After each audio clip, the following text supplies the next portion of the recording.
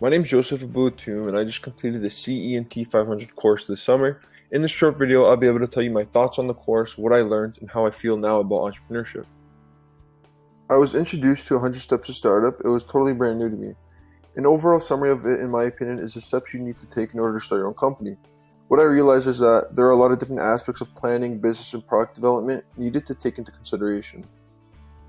My overall thoughts of the course when I first looked at the course outline, I was a bit shocked. I'm going to my third year at Ryerson, and this was the first course to have so many little assignments make up my grade.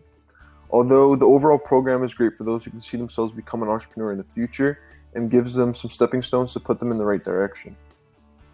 Business Idea was an app downloadable on your phone to help you get active with all sorts of plans such as food plans and workout plans. Right away, due to COVID-19, I thought to myself, this is perfect to get people off their phones, encourage them to get moving and overall a better life.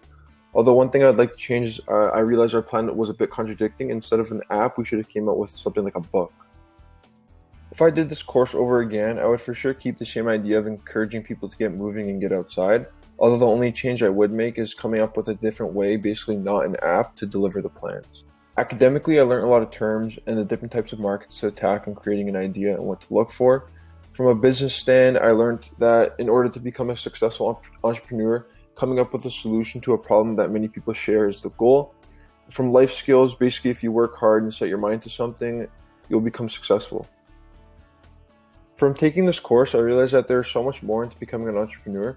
I honestly do see myself one day becoming an entrepreneur for a business. I have the mindset and mentality of obsessing over becoming really good at things.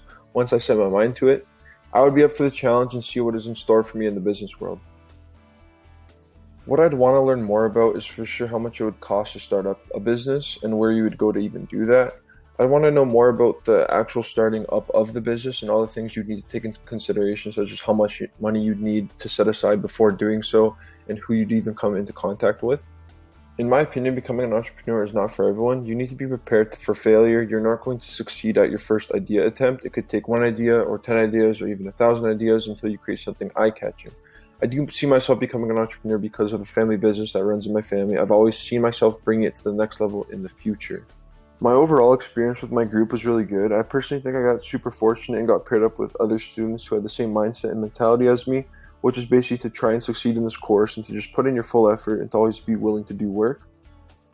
Olivia, who was the leader, Tawfiq, Kamara, and myself were basically us four were basically the main people who made sure things got done ahead of time and were always willing to work. Andrew and Rawan did a good job if we asked him to do work, although Alex was more of a quiet and didn't do as much. Thanks for watching and thanks for being an awesome prof.